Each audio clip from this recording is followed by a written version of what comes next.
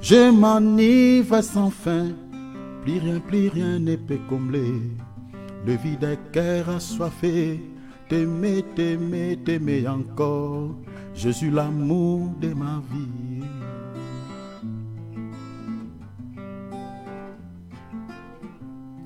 Je voudrais te l'écrire avec un grand sourire, car je ne sais comment le dire.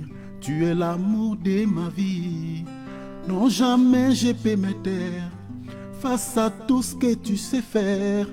Dans les ciels, sur la terre, tu es mon seul partenaire. Jésus, l'amour de ma vie. Jésus, mon seul amour.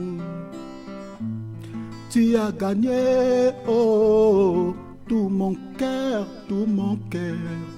Oh Jésus, mon seul amour.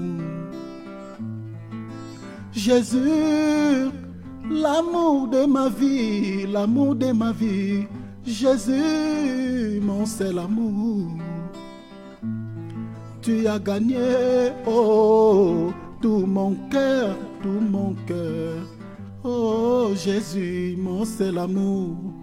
Mon amour dans ta maison, je vais chanter à chaque saison, car je t'aime avec raison. Toi la vraie bénédiction, pour la vie je t'appartiens. Ma demeure sur ta main, tu m'emmènes dans ton jardin. Je m'enivre sans fin, plus rien ne peut combler le vide des cœurs assoiffés. T'aimer, t'aimer, t'aimer, t'aimer encore, Jésus l'amour de ma vie. Alléluia. Gloire à Dieu, que le nom du Seigneur soit béni. Prenons nos Bibles, prenons nos calepins, c'est juste une petite exhortation. Il nous reste que 20 quelques minutes. Voilà, j'ai intitulé cette exhortation comme thème travailler d'une main, tenez une arme de l'autre. Alléluia. Amen. Amen, ça c'est bien. Gloire à Dieu, ma sœur Nicole. La Bible dit travailler d'une main. Voilà, je parle du thème travailler d'une main et tenir une arme de l'autre. C'est ça le thème que j'ai intitulé par rapport à cette exhortation. Si on finit pas, peut-être on viendra par la grâce de Dieu le samedi si Christ tarde toujours à venir, parce que s'il revient avant samedi, on ne se verra plus. Voilà, s'il tarde à venir, donc le samedi à 12h et puis dimanche à 14h30.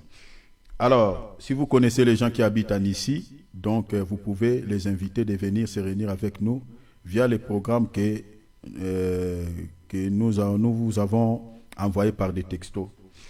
Voilà. Nous allons lire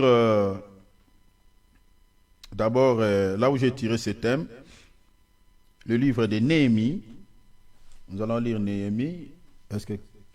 Voilà, nous allons lire Néhémie, chapitre 4, verset 15, et puis on va lire les versets 17. Désolé, je vais moucher.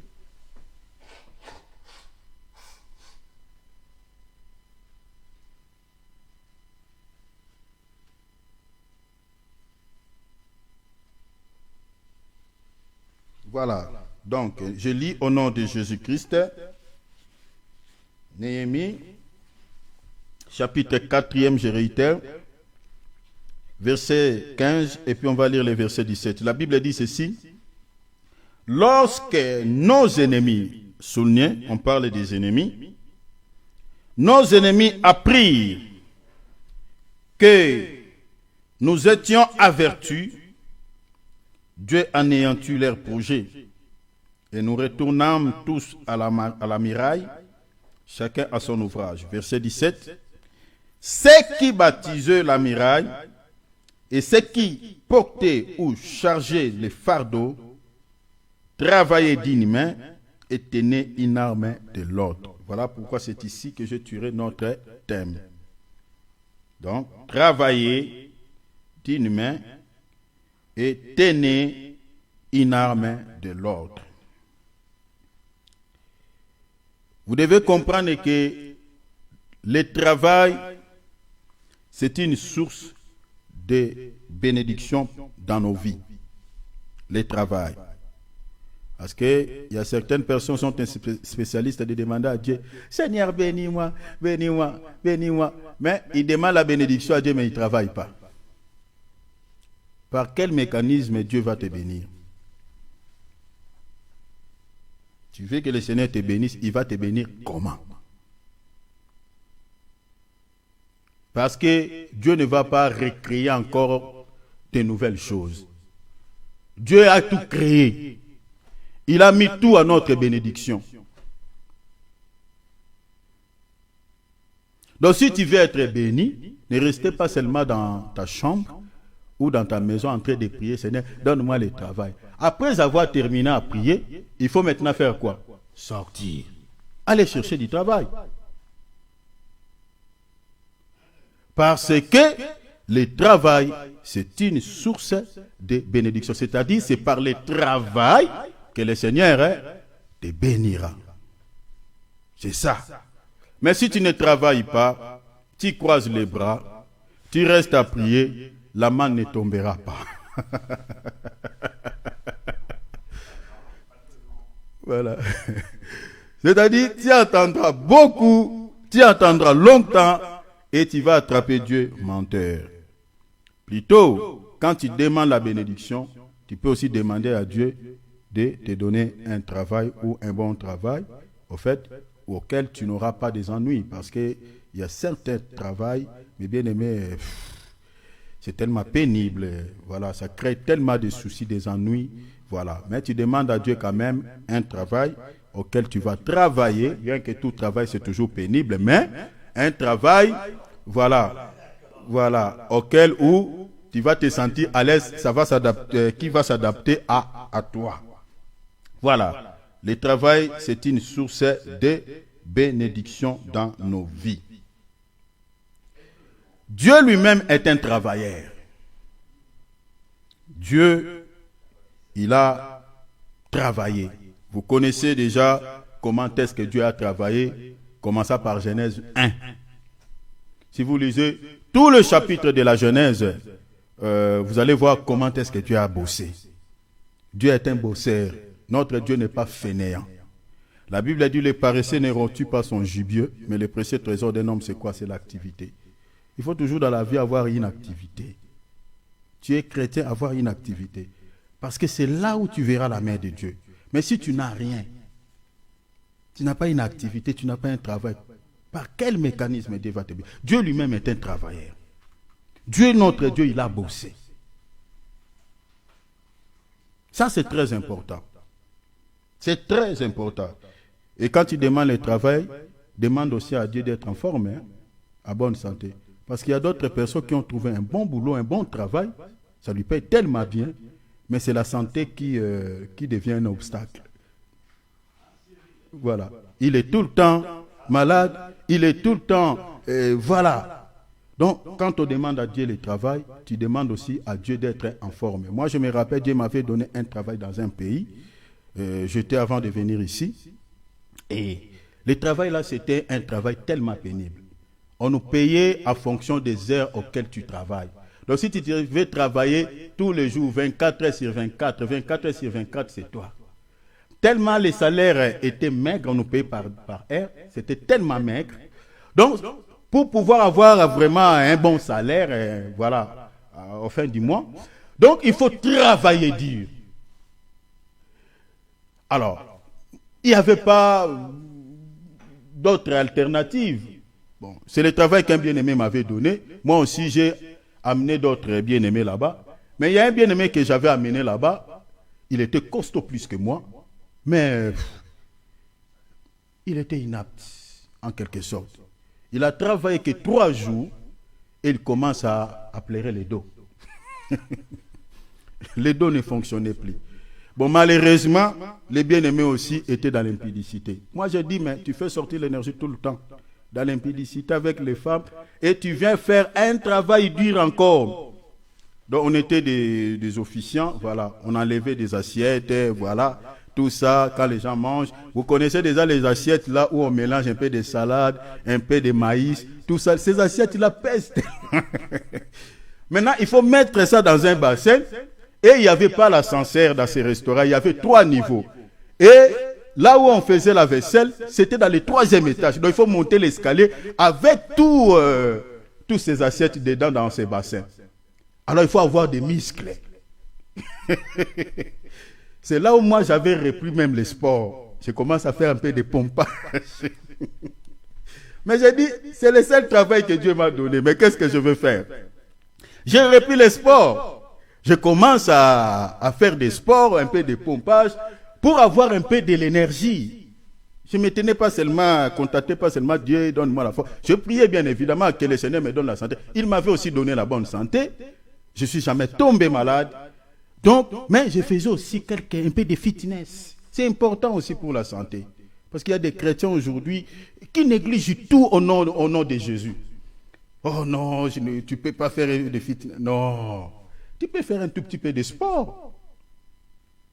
Pas dans le sens comme certains le font aujourd'hui, pour avoir des muscles afin d'aller tirer des femmes. Non, ce n'est pas dans ce sens. Vous voyez? Mais dans le bon sens. Alors, le bien-aimé là, que j'avais amené là-bas, lui, il n'a pas pris. Et il était cassé, les dos étaient cassés, il avait perdu le travail. Moi, je pouvais faire doubler même des nuits. Je travaille 24 heures à corps. Donc, 24 heures. Donc, nuit et jour. Sans se fatiguer. Parce que j'ai cherché l'argent. Et le Seigneur m'avait donné la force. Donc, quand on cherche un travail, on peut demander aussi à Dieu la force. Dieu aussi est capable de te donner la force de pouvoir travailler et sans tomber malade un jour. C'est possible. Donc, on peut demander tout. Donc, le travail, c'est une source de bénédiction. Quand Dieu a créé l'homme, la première des choses que Dieu avait donné à l'homme, c'était le travail. Donc, c'est-à-dire, le travail, c'est la source de tout. Vous ne pouvez pas avoir un logement si vous n'avez pas le travail. Vous ne pouvez pas se marier si vous n'avez pas le travail. Vous ne pouvez pas, ici je parle vraiment dans les principes de la vie. Selon les principes de la vie. Donc, c'est-à-dire pour trouver un logement, si vous voulez, comme le bien-aimé David, il faut avoir un travail. Comment est-ce que tu vas payer ce logement? Avant de se marier, il faut avoir un travail. Comment est-ce que tu vas nourrir cette femme? Comment est-ce que tu vas nourrir les enfants que vous aurez avec cette femme? Donc, c'est-à-dire, le travail, c'est la source de tout, au fait. C'est la source de tout. Donc, tout ce que vous voulez faire, donc, en fait, c'est le point de départ de la vie d'une personne. Lisons quand même Genèse, vous allez comprendre cela. Genèse 2:15. L'Éternel Dieu prit l'homme et le plaça dans le jardin d'Éden pour le cultiver. Vous voyez le travail que Dieu avait donné à l'homme. Pour le cultiver et pour les garder. Ici, il ne cultivait pas pour cultiver. Quand on cultive un champ, c'est pour en retour recueillir quoi? Cueillir quand même les fruits, aller récupérer les légumes. Vous voyez? Il cultivait parce que Adam mangeait. Il mangeait les fruits, il mangeait peut-être les légumes, certaines feuilles. Mais pour pouvoir manger, le Seigneur lui a donné un travail à faire. Il devait faire quoi? Cultiver. Ici, quand Dieu crée l'homme, il place l'homme dans les jardins, il lui donne une activité, un travail. Ici, avant de créer même la femme, c'est dommage pour certaines personnes qui prennent des femmes, qui épousent des femmes, mais qui n'ont pas le travail. Souvent, on raconte cette réalité, surtout dans les corps de Christ. Un frère peut-être qui atteint un certain âge, bon, ici peut-être en Europe, ce n'est pas vraiment ça, mais ce sont des réalités qui se trouvent souvent en Afrique. Donc, on cotise de l'argent. On donne, parce qu'en Europe, la dot, peut-être, bon, je ne sais pas, ça n'existe pas, mais en Afrique, il faut payer la dot. Mais l'Église cotise de l'argent On donne aux frères. Ça, je parle des réalités que je connais. Hein. Et le frère va aller épouser la sœur. Et le travail qu'il a, c'est seulement servir Dieu à l'église. Il n'a pas un travail. Il va mettre la sœur à la maison, commence à faire des enfants sans travail, sans emploi. Et il contacte de ce que peut-être ce qui va entrer peut-être dans les offrandes, dans des dîmes, et puis on va lui donner un petit sou pour pouvoir subvenir avec sa famille. Ça contredit les Écritures. C'est pas normal. C'est pas normal. Et les pasteurs qui soutiennent de tels frères, en tout cas, je crois que ceux qui sont en train de faire, ils sont dans l'aberration, quoi. Ils ont oublié leur mission. Ce n'est pas comme ça qu'on fait. Vous n'aidez pas ces frères-là. Dieu a donné ici, avant que Dieu ne crée la femme pour l'homme, il a donné d'abord à l'homme quoi? Le travail. Le travail. Ici, vraiment, c'est un conseil gratuit, que ce soit aux frères, que ce soit aussi aux sœurs. Bien que, voilà, c'est plus, je parle plus parce que c'est plus l'homme qui doit prendre sa femme en charge. La femme peut travailler, mais il ne faut pas calculer l'argent, mettre ça dans la tête. Et ma femme, quand même, ça va vous compliquer un peu la vie, quoi. Parce que les femmes, quand elles économisent son argent là, il peut t'aider, hein. Une fois, deux fois, trois fois. C'est un peu compliqué, quoi. Donc c'est pour cela qu'il faut toujours prier. Dans un temps, une période, la femme peut dépanner. Ça c'est fait. La femme peut dépanner son mari au moment où l'homme n'a pas encore trouvé un travail. Parce que la femme, il faut comprendre aussi auprès de l'homme, est une aide. C'est ça l'objectif que Dieu a créé la femme. Parce qu'il y a certaines femmes, quand on dit comme ça, ils disent, hey, voilà, tu es un homme, voilà, il faut aller chercher le travail. Ce n'est pas à moi de te nourrir tous les jours, toi tu restes là. Non, il ne fait pas ça, tu vas plus. La femme auprès de l'homme, c'est aussi une aide. Dans l'attente où l'homme est en train de chercher comment est-ce qu'il va faire, il va aller chercher le travail. Toi, si tu travailles, tu as des possibilités, tu peux aussi, voilà, prendre les relèves, quoi. Vous voyez, prendre les relèves, ce n'est pas un péché. Mais l'homme doit fournir les efforts, ne pas rester comme un gigolo. Il reste là et la femme est en train de nourrir. Non, ça, c'est pas bien. C'est contre la Bible. Parce que normalement, la Bible dit quoi? Le désir de la femme sera porté vers l'homme. Vous voyez, la femme, c'est une créature qui a tellement de désirs, qui a tellement de besoins. Alors, il faut que l'homme soit capable de bosser, de travailler pour pouvoir prendre aussi sa femme en charge. Pouvoir subvenir aux besoins de sa femme et de toute sa famille. Parce que la Bible dit, celui qui ne prend point le soin de sa famille, il est pire qu'un infidèle, pire qu'un païen. Il a régné la foi. Les hommes qui, qui ne prennent pas soin de c'est-à-dire la famille, ici on parle de la femme, les enfants y compris. Donc si tu ne le prends pas en charge, le Seigneur te considère comme un païen, comme un infidèle. C'est pour cela, nous, donc, dans le christianisme, les chrétiens doivent être des responsables. Je parle des hommes, des frères, doivent être des responsables, des frères qui sont mariés, qui ont des familles, qui ont des femmes, qui ont des enfants. Doivent être des responsables. C'est très important. Alors, le travail est donné. Donc, la première des choses, le travail, c'est-à-dire, c'est la source de nos bénédictions. Mais, aïe, mon minute est épuisée. Désolé, donc on va continuer samedi parce que si on déborde, ça ne sera pas bien. Alors, donc vous comprenez, je m'arrête là. Donc, il faut prier le Seigneur. Alors, le samedi, par la grâce de Dieu, je vais parler le travail, travailler d'une main et tenir une arme de l'autre. Pourquoi j'ai lié ces deux choses?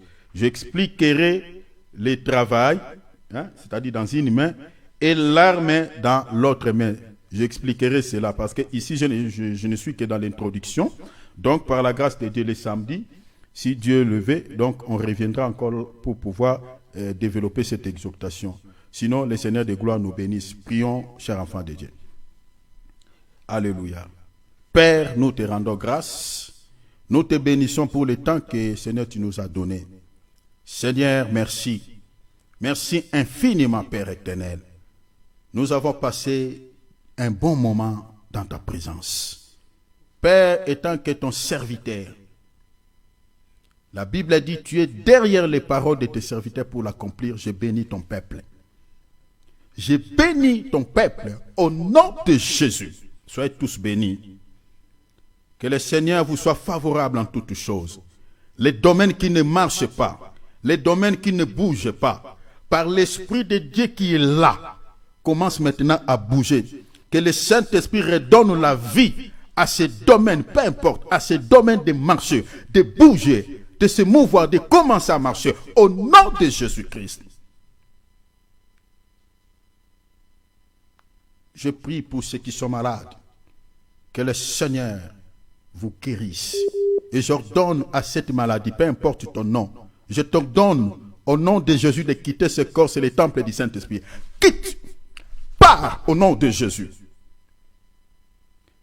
Ceux qui ont des ennuis, ceux qui ont des angoisses, ceux qui ont des stress, ceux qui n'ont pas la paix, il a dit dans sa parole, je vous donne ma paix, je vous laisse ma paix. Je ne vous donne pas comme le monde la donne.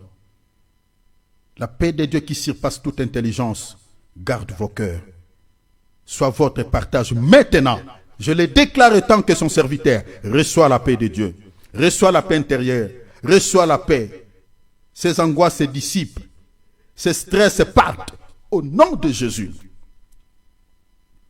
Que cette nuit soit une nuit agréable. Que le Seigneur veille à notre sommeil. Il est écrit, si le Seigneur ne veille, celui qui garde gardera en vain. Père, s'il te plaît, notre sécurité est entre tes saintes mains. Couvre-nous par l'ombre de ta main puissante. Toutes nos familles, on n'attend rien de la part de l'ennemi. Toute surprise désagréable, c'est loin de nos vies, de nos familles. Au nom de Jésus, sois béni, Père. Dans le nom de Jésus. Bénis tes serviteurs qui sont là. Au nom de Jésus. Rentre avec nous dans la paix. Au nom de Jésus, que nous avons ainsi prié. Amen. Amen. Amen. Acclamons le Seigneur. Alléluia. Acclamons le Seigneur. Donnons-lui gloire. Voilà. Ouvrons nos micros. Nous sommes la famille de Dieu. Saluons-nous les uns les autres. Maman Babette, Dieu te bénisse. Maman Nicole, sois bénie. L'homme de Dieu, Alex, soit béni. Voilà. Jalila, ma sœur, soit bénie. Amen. Maman Brigitte, chérie, soit bénie. Maman Jolie, soit bénie. Oui. Vraiment, Dieu vous bénisse tous. Tous qui nous suivent en direct sur nos différentes plateformes, Dieu vous bénisse. Au nom de Jésus. Je voulais seulement demander, pardon, c'est le papa de notre Cyril qui a un accident? Amen. Non, c'est un autre Cyril. Ah, d'accord. Ce n'est pas Cyril Lou. Soyez tous bénis du fond du cœur, mes frères et sœurs. Voilà. Donc, voilà. Donc, continuez à prier pour les papas de notre bien-aimé là, hein, même dans vos prières personnelles, s'il vous plaît. Voilà. D'accord. Dieu vous bénisse. Saluons-nous, saluons-nous, saluons-nous. Nous sommes la famille de Dieu. Saluons-nous. Alléluia. Bonne soirée à tous. Amen. Amen. Soyez bénis, tout le monde, soyez bénis. Amen. Soyez tous bénis en Jésus-Christ. Oui, oui. Très bonne soirée. Ben oui. Amen. Amen. Saluez-nous, saluons-nous, saluons-nous. Bonne nuit. Au revoir. Bonne nuit, ma bébé. Bénis beaucoup. WhatsApp, ouvrez vos micros, saluez les autres. Bonne nuit, ma bébé, ma babylounette. Bonne nuit dans la paix et l'amour du Seigneur Jésus-Christ. Amen. Amen, ma sœur Janine. Amen. Bonne Dieu te bénisse soirée à également. tous. Bonne nuit à Merci toi. beaucoup. Attends. Merci. Bonne nuit. Amen. Bonne soirée à Bonne tous. nuit. Soyez bénis, les serviteurs aussi. Amen. Amen. Allez, ciao. À samedi à 12h. Soyez tous bénis, mes frères et sœurs. Ah, c'est à moi. Soyez